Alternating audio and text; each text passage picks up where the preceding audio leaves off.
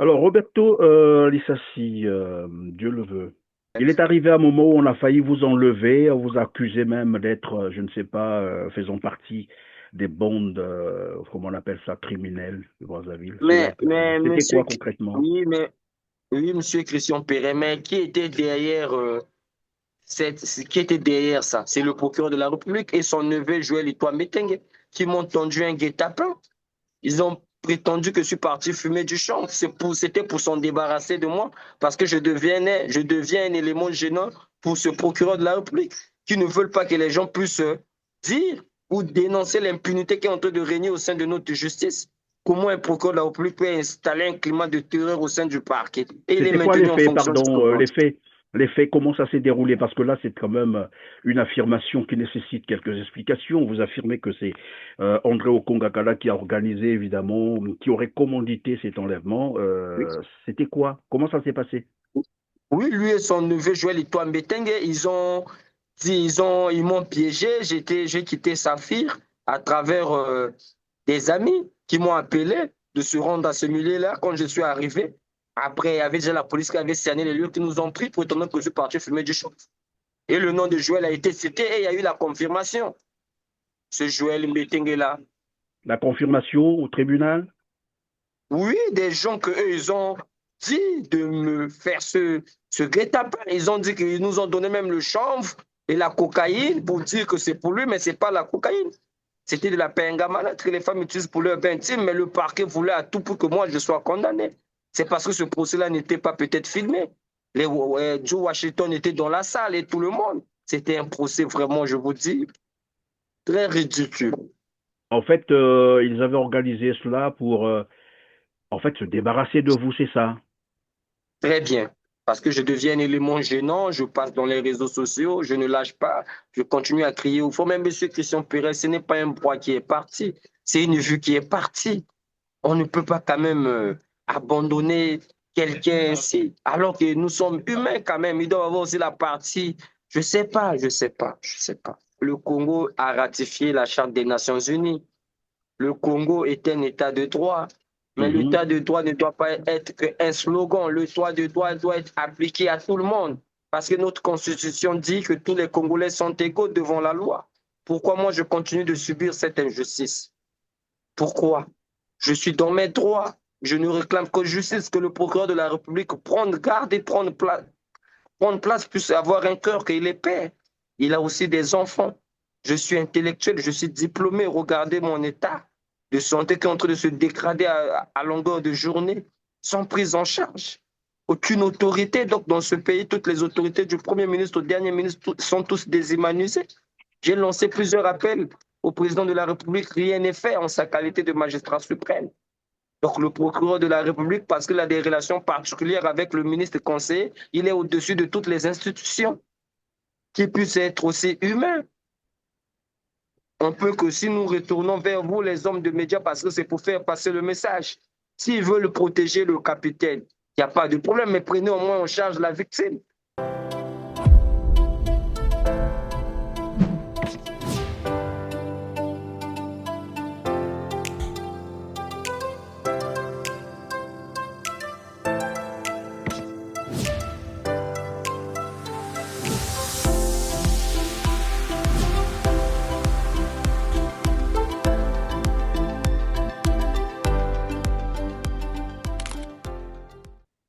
Mesdames, Messieurs, bonjour, ravi de vous retrouver sur RCT. Bienvenue dans ce numéro Droit de savoir.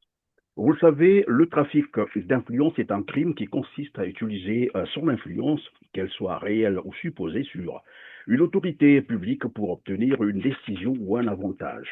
Ce crime peut être actif, c'est-à-dire proposer ou donner un avantage, ou passif, c'est-à-dire recevoir ou se faire promettre un avantage. Il semble que Roberto Lissassi, Dieu le veut, qui est notre invité aujourd'hui, soit victime d'un trafic d'influence au sein du parquet général près la cour d'appel de Brazzaville. Bonjour Roberto, Bonjour, tonton Christian. comment allez-vous? Oh, ça va un peu par la grâce de Dieu. On continue la lutte, ça va. On continue la lutte, évidemment. Tant qu'il y a la vie, la lutte continue. Tant qu'il y a l'espoir, évidemment, on peut, voilà, continuer à vivre. Alors, Roberto, vous nous avez envoyé une copie de la demande de transmission de dossier au parquet de la République pour enrôlement. C'est un dossier, disons, un dossier constitué par votre cabinet conseil, c'est le cabinet de maître Yvon-Éric Ibouanga. Pouvez-vous nous expliquer c'est quoi concrètement et comment en êtes-vous arrivé à ce niveau? Merci beaucoup pour la parole, pour édifier tout le monde. Ce dossier, c'est un dossier qui était déjà traité au niveau de la Cour d'appel. En date du 9 décembre 2024, le parquet avait relevé un appel inexistant d'un jugement avant dire droit rendu par le tribunal. Donc, ils avaient transmis le dossier à la Cour d'appel de Brazzaville. J'ai débattu à la Cour d'appel de Brazzaville, j'ai gagné, l'appel du parquet était déclaré irrecevable. En date du 13 mars 2025. Donc, la Cour d'appel avait ordonné que le dossier soit remis au parquet de la République pour que le parquet de la République enrôle à la chambre de Mme Stella Yoka. C'est ce qui fut fait. La Cour d'appel a renvoyé le dossier au parquet de la République pour que le parquet de la République enrôle le dossier à la chambre de Mme Yoka. Mais Mhm. le parquet, avec toute la mauvaise volonté de ne pas enrôler ce dossier, parce que le parquet de la République est aux côtés de ses prévenus, ceux qui font du mal, ils ont refusé catégoriquement d'enrôler le dossier. Ils ont pris encore le dossier, ils ont remis à la Cour d'appel sans objet, alors que la Cour d'appel avait déjà statué sur ce dossier-là. Si vous voyez ce dossier, même la Cour suprême avait déjà statué qui avait levé la qualité d'officier de police judiciaire de ces derniers. Donc, ces derniers ne bénéficient plus du statut d'officiers de police judiciaire. Donc, ils doivent être conformément jugés conformément à la loi. Bon, comme le parquet de la Pardon, République s'oppose avec le... Roberto Lissassi, pendant que vous allez évoluer, vous parlez du parquet. Le parquet, c'est beaucoup de fonctionnaires d'ailleurs qui travaillent là-bas. Est-ce qu'il y a des acteurs tout à fait particuliers que vous semblez en fait désigner dans ce que vous appelez parquet? Le parquet de la République est constitué du procureur de la République, André Ngakala Oko, c'est lui le garant du parc. Et son adjoint Bongo Koyojikiel, c'est eux les deux qui n'ont pas la réelle volonté d'enrôler ce dossier. Ils ne veulent pas. On doit appeler chien par chien, chat par chat. C'est Ngakala qui ne veut pas enrôler ce dossier. Et vous savez pourquoi il ne veut pas enrôler le dossier? Vous avez une idée? Oui, ben, il ne veut pas simplement enrôler le dossier parce que c'est une politique du népotisme, comme c'est un garde du coin. Donc voilà, et la BC prend la garde chez lui. À la maison, ils ont des relations particulières avec ce capitaine. Depuis que cette procédure a commencé, le parquet s'est toujours opposé et le parquet est du côté de ceux qui font du mal. Le parquet de la République s'oppose farouchement parce qu'ils ont les intérêts quelconques avec vis-à-vis de ce capitaine. Parce que je ne peux pas en croire que la Cour suprême de notre pays décide de lever la qualité d'officier de police judiciaire de ces derniers et ordonne le tribunal de grande instance de procéder à l'instruction et le jugement. C'est un parquet de la République qui s'oppose. Voilà. Alors, lorsque vous parlez du procureur de la République André Okongakala, c'est de lui qu'il s'agit. Dans cette demande de transmission de dossier au parquet de la République pour enrôlement, je vais lire le premier paragraphe, si vous me permettez, bien sûr. Oui, oui. Monsieur l'avocat général, comme vous le savez, mon cabinet assiste Monsieur Lissassi Roberto Delveux, partie civile, dans la procédure qu'il oppose à Monsieur Obora Moussé et autres procédures pendantes devant la première chambre correctionnelle du tribunal de grande instance de Brazzaville. Est-ce que c'est dire, parce que tout à l'heure vous avez parlé de la Bessire, de ce capitaine que vous n'avez pas désigné, il s'agit de Monsieur Obora Moussé, c'est ça? Oui, monsieur Christian Perrin, c'est bel et bien lui. Il est quoi à la Bessire, concrètement? Il est le commandant de cette unité-là. Donc, c'est cette unité qui monte la garde chez Okongakala, c'est ça. Oui, monsieur Christian Perrin, tout à fait. Et c'est là qu'on parlait tout à l'heure de trafic d'influence. Mais est-ce qu'on peut revenir sur les faits? Que se serait-il passé? C'est vrai que vous êtes déjà passé sur ce même plateau, vous avez expliqué, mais ceux qui vous ont suivi ce jour-là ne sont pas forcément ceux qui vous suivent aujourd'hui. Est-ce qu'on peut revenir en quelques mots, bien entendu, Oui, il n'y sur a pas la de problème. situation? Les faits, c'était quoi concrètement? Bon, les faits qui me t'ont reproché, que j'aurais extirpé un jeune homme au nom de mon fils au commissariat de l'OCH. Bon, je ne travaille pas là-bas. Il fallait que ce capitaine-là m'appelle au téléphone parce on avait eu à avoir de bonnes relations auparavant. Il m'a appelé au téléphone, Roberto, tu es où? J'ai dit que je suis chez moi à la maison. Tu peux arriver? Oui, me suis rendu chez lui autour de 9 heures. C'est là que quand j'arrive, on sort de ce dernier. Dit non, c'est pas le monsieur qui m'a extirpé. Je suis sorti divers un trou. Bon, le monsieur n'était pas peut-être content de la décision du petit. Et c'est là qu'il ordonne qu'on soit frappé par la maladresse. Comme là-bas, les gens pratiquent des pratiques dégradables. Ils ont, ils avaient, comment dirais-je, un câble électrique. Quand on a frappé un câble électrique, c'est ce câble électrique qui a crevé l'œil. Donc, on vous a frappé avec un câble électrique qui vous a crevé l'œil. C'est Oui, ce que vous êtes en train oui, de oui. dire. Oui, j'ai passé trop de 10 heures à 18 heures là-bas et l'œil gauche qu'ils ont crevé a paralysé l'œil droit parce que le sang a eu le temps de circuler dans les tissus cellulaires. Voilà pourquoi aujourd'hui, j'ai n'ai qu'une vue pratiquement à 3 mètres. Donc là, il faut une intervention rapidement Mais pour sauver l'œil droit. au-delà du procès, n'ont-ils pas pris finalement charge de vos soins, les soins primaires par exemple, tout de même, vous traitez d'abord pendant que le procès court, non? Monsieur Christian Perret, rien n'est fait. Je me demande même si tous les membres du gouvernement de ce pays sont déshumanisés. Depuis que cette situation difficile a commencé, je n'ai bénéficié d'aucun soin de la part d'un dignitaire de ce pays. Tout était à charge de ma famille jusqu'aujourd'hui. À charge de ma famille. Je dis bien aucun soin d'un dignitaire de ce pays. Aucune prise en charge. Aucune prise en charge. Ici, Obora Bossé est accusé donc de vous avoir causé évidemment ce tort. En réalité, je ne sais pas comment ça se passe concrètement, je ne suis pas non plus un spécialiste en la matière, mais je crois qu'il aurait pris charge des premiers soins. Au fait, dans cette affaire, Obo Ramos a eu à commettre en exercice de ses fonctions. L'État congolais est pris civilement responsable de payer le dommage et intérêt. Voilà, mais Obo Ramos attend le côté pénal. C'est ce côté pénal-là qui fait peur au procureur de la République parce qu'il connaît les qualités de Mme Stella Yoka. Il placera Obo Ramos à la maison d'arrêt. Sans ça, dans ce contexte, Obo Ramos n'a pas la responsabilité de payer le dommage d'intérêt. L'État congolais est pris civilement responsable parce que les faits se sont passés dans les locaux de l'État. Ben, ici, on parlerait d'un crime. Pourquoi il n'est toujours pas placé vous êtes en train de nous dire que le capitaine Oboramo, je ne sais pas s'il est encore capitaine ou il est passé. Après, vous nous direz quand est-ce que cette affaire a commencé. Mais Il est normalement, toujours capitaine. il serait déjà placé. Vous êtes en train de nous dire qu'il continue à exercer ses fonctions, c'est ça? Monsieur Christian Perrin, si nous étions dans des états sérieux, le monsieur devait être suspendu. Il bénéficie de sa présomption d'innocence, bien sûr, mais le monsieur était devant la barre d'un tribunal. Il a reconnu tous les faits qui étaient mis à leur charge, à sa charge.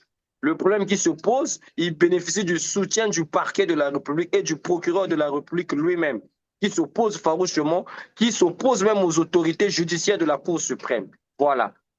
Parce que, monsieur, sauf votre respect, monsieur Christian, j'ai eu à faire des démarches. J'ai envoyé un courrier d'évacuation au président du Sénat sans suite. Le ONG de monsieur Trésor Ndila, nous avons dressé un courrier au ministre de l'Intérieur pour la suspension de ce dernier sans suite. Nous avons dressé un courrier au ministre de la Justice. Si qui, je ne sais pas si nous avons un ministre de la Justice de ce pays sans suite. Donc, je ne sais pas si ce capitaine est plus fort que toutes les institutions de ce pays. Je ne comprends pas. Je ne Alors que comprends pas. la loi est au-dessus de tout le monde, serait au-dessus de tout le monde. Au Congo, il faut mettre ça toujours au conditionnel parce que là, on est en train de découvrir certaines situations, mais qui interrogent. Et là, on peut parler également d'un conflit d'intérêts. Le conflit d'intérêts, tout le monde le sait, hein, se produit lorsque les intérêts personnels ou privés d'une personne peuvent affecter ou donner l'impression d'affecter l'exercice impartial et objectif de ses responsabilités professionnelles. Et c'est ce qu'on note au niveau, bien sûr, de M. André Oko Ngakala. Et l'affaire démarre quand est-ce que ça a commencé? L'affaire, l'accident que j'ai reçu était depuis le 30 mai 2022. J'ai porté plainte le 23 novembre 2023. Donc, on va déjà pratiquement à 2 ans et 2025 est en vert, ça fait 3 ans pratiquement. Et donc là, évidemment, la demande de transmission de dossier au parquet de la République pour enrôlement a été émise le 10 octobre 2025. Y a-t-il un délai pour cette réponse? N'ont-ils pas encore répondu? Parce qu'aujourd'hui, nous sommes le 17 octobre 2025, soit voilà, une semaine déjà. Après une semaine, je crois qu'il devait avoir la réponse. Vous êtes reparti au parquet, il n'y a toujours pas de suite. C'est le maître qui devait repartir là-bas. J'ai rentré en contact avec lui. Bon, il ne m'a pas encore répondu. Sûrement, il n'y a pas encore de suite. Sûrement, il n'y a pas encore de suite. Bon, c'est à vérifier. Peut-être qu'il a déjà reçu une suite. Et vous devez tout de même vous rapprocher de votre, voilà, de votre avocat. Et parlons de vos soins. Vous avez dit que vous avez perdu la vue. Et cela a affecté d'ailleurs l'autre œil. Ça veut dire que jusqu'à maintenant, vous continuez à prendre les soins, c'est ça? Oui, ben, j'avais l'autre là où j'étais consulté à Edmonton chez le docteur Bénédicte Diatewa. Elle avait dit la seule chose qui reste à faire, c'est d'intervenir rapidement. Sinon, il n'y a plus quasiment trop de chance. Donc, c'est l'œil droit qu'on doit rattraper. L'œil gauche, ils l'ont crevé, c'est fini, mais c'est l'œil droit qu'on doit rattraper. Bon, je ne comprends Intervenir, pas quand vous juste dites aujourd'hui. intervenir, c'est quoi concrètement? Une intervention chirurgicale. Oui, oui, oui, oui, mais hors pays, hors ici, parce que c'est une chirurgie du crispal iris qu'on doit tenter en France, comme elle avait dit. Si on ne le fait pas, on n'a pas de plateau technique ici pour faire ce genre d'opération. Bon, je voulais pas vous poser la question sur votre âge, mais qu'est-ce que vous faites maintenant? Comment vous faites pour survivre? Paf, je ne sais pas, je ne sais même pas comment je peux répondre à ça. Je suis dans une situation d'inaptitude, je ne fais rien. Vous Je ne suis faites rien. dépendant de tout. Et vous disiez tout à l'heure, vous avez écrit à la primature, à l'Assemblée, au Sénat, Parlement, disons, l'Assemblée nationale, le Sénat, le gouvernement et à d'autres institutions jusque-là qui sont restées muettes. Personne n'a répondu, aucune institution n'a Personne, répondu. personne, personne. En sorte, l'État ne prend pas ses responsabilités parce que, évidemment, l'État a le devoir de protéger tout citoyen, mais là, on se rend compte qu'au Congo, il y a des sous-citoyens, s'il faut les appeler comme ça, ou des sujets qui n'ont pas droit au chapitre, et c'est bien dommage. Alors, est-ce que vous avez quelque chose d'autre à ajouter? Sinon, on va mettre à terme à cette émission, hein. Ce que je peux y ajouter, Monsieur Christian Perrin, le Congo a ratifié la Charte des Nations Unies. Le Congo est un État de droit, mais Mhm. l'État de droit ne doit pas être qu'un slogan. Le droit de droit doit être appliqué à tout le monde, parce que notre Constitution dit que tous les Congolais sont égaux devant la loi. Pourquoi moi je continue de subir cette injustice? Pourquoi? Je suis dans mes droits. Je ne réclame que justice, que le procureur de la République prenne garde et prendre place puisse avoir un cœur qu'il est père. Il a aussi des enfants. Je suis intellectuel, je suis diplômé. Regardez mon état de santé qui est en train de se dégrader à longueur de journée, sans prise en charge. Aucune autorité. Donc, dans ce pays, toutes les autorités, du Premier ministre au dernier ministre, sont tous déshumanisés. J'ai lancé plusieurs appels au président de la République. Rien n'est fait en sa qualité de magistrat suprême. Donc, le procureur de la République, parce qu'il a des relations particulières avec le ministre conseiller, il est au-dessus de toutes les institutions, qui puisse être aussi humain. On peut que si nous retournons vers vous, les hommes de médias, parce que c'est pour faire passer le message. S'ils veulent protéger le capitaine, il n'y a pas de problème, mais prenez au moins en charge la victime. On ne peut pas vouloir protéger l'individu et abandonner la personne Disons la victime, oui. à cet état. Alors, Roberto Lissassi, Dieu le veut. Il est arrivé un moment où on a failli vous enlever, on vous accusait même d'être, je ne sais pas, faisant partie des bandes, comment on appelle ça, criminelles de Brazzaville. C'était quoi Monsieur, concrètement? oui, oui, monsieur Christian Perret, mais qui était derrière ça? C'est le procureur de la République et son neveu Joël Itoa Metenge qui m'ont tendu un guet-apens. Ils ont prétendu que je suis parti fumer du champ. C'était pour s'en débarrasser de moi parce que je deviens un élément gênant pour ce procureur de la République qui ne veulent pas que les gens puissent dire ou dénoncer l'impunité qui est en train de régner au sein de notre justice. comment un procureur de la République peut installer un climat de terreur au sein du parquet et il est C'était quoi maintenu les en faits, fonction jusqu'au pardon, lendemain. les faits, comment ça s'est déroulé? Parce que là, c'est quand même une affirmation qui nécessite quelques explications. Vous affirmez que c'est André Okongakala qui a organisé, évidemment, qui aurait commandité cet enlèvement. C'était quoi? Comment ça s'est passé? Oui, lui et son neveu Joël Itoa Mbetenge, ils ont dit, ils m'ont piégé. J'ai quitté Saphir à travers des amis qui m'ont appelé de se rendre à ce milieu-là quand je suis arrivé. Après, il y avait déjà la police qui avait cerné les lieux qui nous ont pris pour étonner que je suis parti fumer du shop. Et le nom de Joël a été cité et il y a eu la confirmation. Ce Joël Mbetenge-là. La confirmation au tribunal?